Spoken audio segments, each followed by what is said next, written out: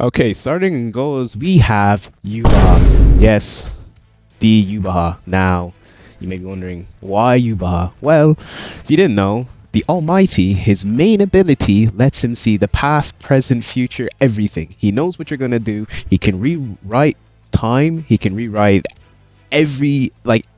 everything that's going to happen. He just knows. Okay, and he can pretty much spam this ability. There are no downsides to it. So when you're going to shoot the ball, even before you think of shooting the ball, he already knows you're going to shoot the ball. He will always be there at the perfect timing.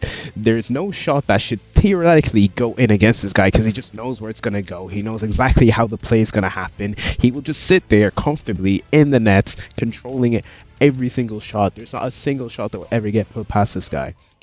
Next in our right back, we have Mugiwara Luffy. Now, this guy, when I tell you about Luffy, there's nothing this guy can't do.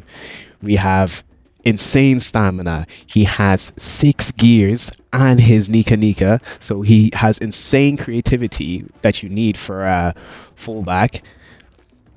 He can go bomb up and down the pitch, do what you need him to do. You know, if you need him to like put in that last ditch effort with his Gomu Gomu no, you know, his legs will stretch and just tip that ball away just when you need it. He's great in the air as well. He has great versatility and creativity. Like, you know, he's a bit like a Trent Alexander. If you need some like creative play from that right back position, you know Luffy's going to be there to deliver that. Followed by him in left back is Kakashi. Now Kakashi's kind of more calmer. He's, you know, he's a little bit more, you know, settled on the ball. Like, you know, he's gonna do his job. He's great stamina, you know, he's got great fitness. You know, he can also, you know, work in a maybe, you know, push him a little bit forward and do like a 3-back maybe. You could do something like that because Kakashi has the copycat ability. So he can technically do what anyone else on the pitch can do at the same rate as them because he can copy their abilities. So you can always have 2 of the same people on the pitch, which just makes the whole entire formation change and the way the team works completely different. Next up we have Saitama in center back. Now Saitama, insane athleticism. This guy will never be bet in the air. No one is shoving Saitama off the ball. No one is getting near Saitama with the ball. This guy is a workhorse. He is actually just a brick. Like, you're not moving this guy, and he does it for fun. He does it for the love of the game. He is there just to test his own ability. He doesn't even care what you're doing. He's just there to just show his grit. And then followed by him we have Broly. Yeah, now this is gonna be if we were talking about Broly from the movies, then that'd be a problem for our own teammates, because we know Broly from the movies would just look at his next teammate and just start, you know, doing the most. But we're talking about Broly and super Broly, the little bit more calmer Broly, the one that's not gonna look at Saitama or Kakashi and be like, yeah, you know what, Sergio Ramos is also my friend. I'm just gonna do a Real Madrid thing and just start thumping my own teammates. Which is like good, I guess, but you know, he does his job. His IQ isn't the greatest, like, but you know, if you want someone who's gonna like never be bullied off the ball, insane stamina, good strength, Broly is just the pick. Now for our 6, we have All Might. All Might will be our 6. Now this is a guy who has leadership. He has insane like battle IQ. He's good at inspiring his teammates. You know, he can do it all. Like, you know, if you want him to, he's also another person who can just fit into that like break system. Like, you have to get past All Might to then get past Saitama to then get past Broly. It's just 3 like unmovable forces that are just so hard to break down, and this guy can carry the ball. You know, he's gonna be there when the team is looking a bit down, maybe like, you know, no one's really gelling together. All Might will be there to bring everyone up, and his like range of technique is just so good because of how many battles he's been in. Followed by him in the 8th though will be, this is where we start getting into the interesting side, where we start getting a little bit more technical with this. So in our 8 we have Lelouch. Now, you may be thinking, Lelouch is just kind of a regular guy, but Lelouch has the IQ, the undefeated IQ to like manipulate the game. This guy is a mastermind in controlling the field. He can control everyone like a chess piece. That is what Lelouch's greatest strength is controlling people. And who better to play in the 8 than a man who can control the whole field? This guy can manipulate the way the game is flowing in his will, in a favor of our team. He will get the ball and move it in different ways that like you wouldn't even understand what's going on because you can't comprehend because he's 10 steps ahead of you. This is what Lelouch does. Followed by him though, in the 10, arguably probably the core of our team. Now I wasn't going to have it like more than one person from an anime, but there's just no way you can forget this guy. It's Sosuke Aizen. Sosuke Aizen in the 10.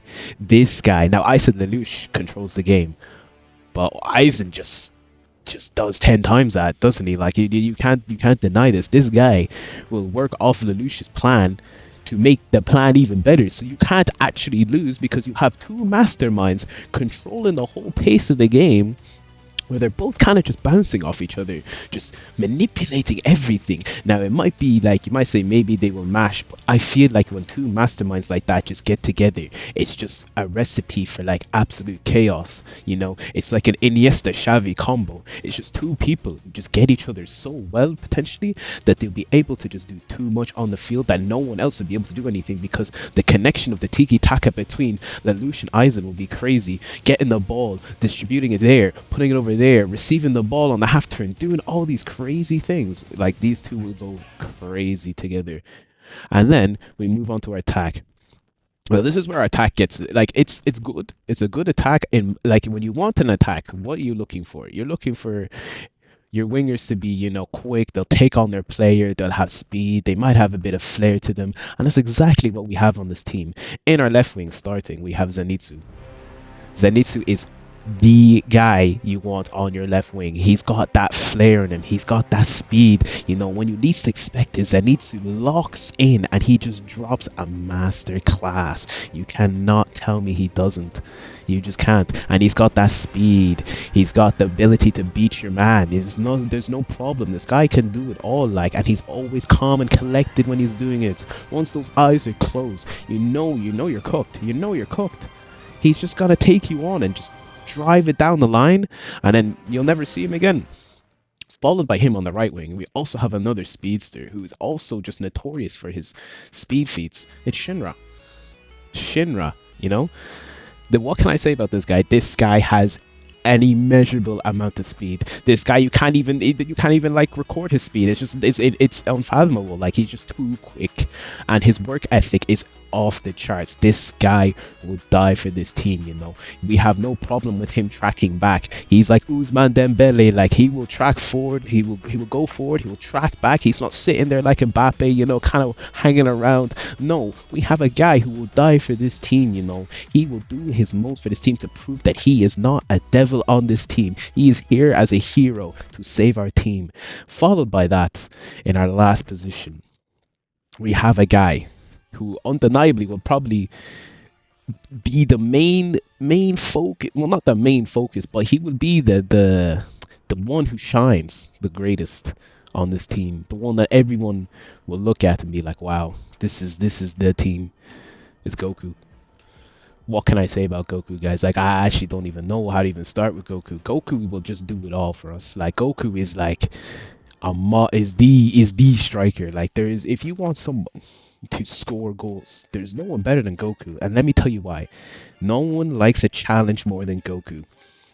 Not a single person likes a challenge more than Goku. And what's more than a challenge than scoring goals? Goku will score 5 goals and say, nah, let me get 20 goals. You know what? I scored 20 goals last game. Let me get 50. This guy is disgusting. He doesn't understand when to stop. He keeps trying to beat his previous record. He will score 200 goals one season, and then maybe next season he will score 500 goals. He's just that. His mental is just that challenging. He needs a challenge, and there's no better challenge than scoring goals on the pitch as a striker. And there's no better man to be in our striker position than Goku himself, Son Goku, Mr. Super Saiyajin, the one to do it all. Now, the best manager we could possibly have. Everyone knows who's coming. You just know. You know, if you know anime, even if you don't even watch anime and you've just seen a little bit of anime, it's Erwin Smith. There is no better man to lead this team into battle, into war, in every game. That you know when he's in the locker area, just before the game starts, he is giving a 10 out of 10 speech. He is motivating, inspiring the whole team that everyone's gonna die and sweat and bleed for this team. His speech will be able to bring the most out of our players.